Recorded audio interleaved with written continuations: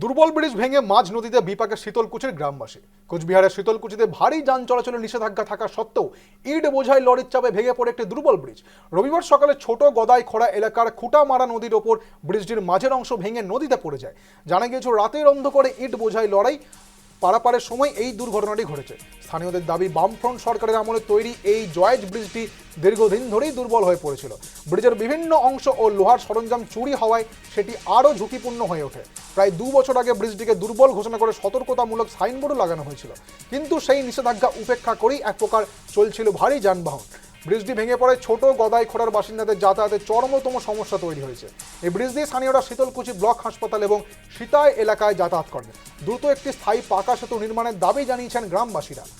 বিপাকে কোচবিহারের শীতলকুচি গ্রামবাসী। রাতের অন্ধকারে ইট বোঝাই লরির চাপেই ভেঙে পড়ছে একটি দুর্বল ব্রিজ। নিষেধাজ্ঞা থাকা সত্ত্বেও দুর্বল ব্রিজ ভেঙে মাঝ নদীতে হয়েছে। এখানে রাতের অন্ধকারে এখানকার লোকাল ব্যবসায়ী যারা আছে, হ্যাঁ, রাতের অন্ধকারে এখানে বিজ্ঞপ্তি ছিল দুর্বল সেতু, তারপরে রাতের অন্ধকারে ওভারলোড গাড়ি দিয়ে যাতায়াতের দৃশ্য ভেঙেছে 4টার দিকে। এই ব্রিজ কি আগে থেকেই বেহাল ছিল? আগে থেকে বেহাল ছিল, এখানে নোটিশও টাঙা ছিল, পিলার লাগা ছিল 2 সেটে। কে বা কারা রাতের অন্ধকারে পিলারগুলো ভেঙে দিয়েছিল।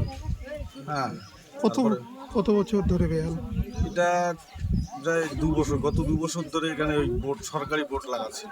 প্রশাসনকে বিগত যে সরকার ছিল, সে সরকার তো দুর্নীতিযুক্ত সরকার। সেই দুর্নীতিযুক্ত সরকার ব্রিজ টিজের ব্যাপারে এইসব কিছু ওরা করতো না।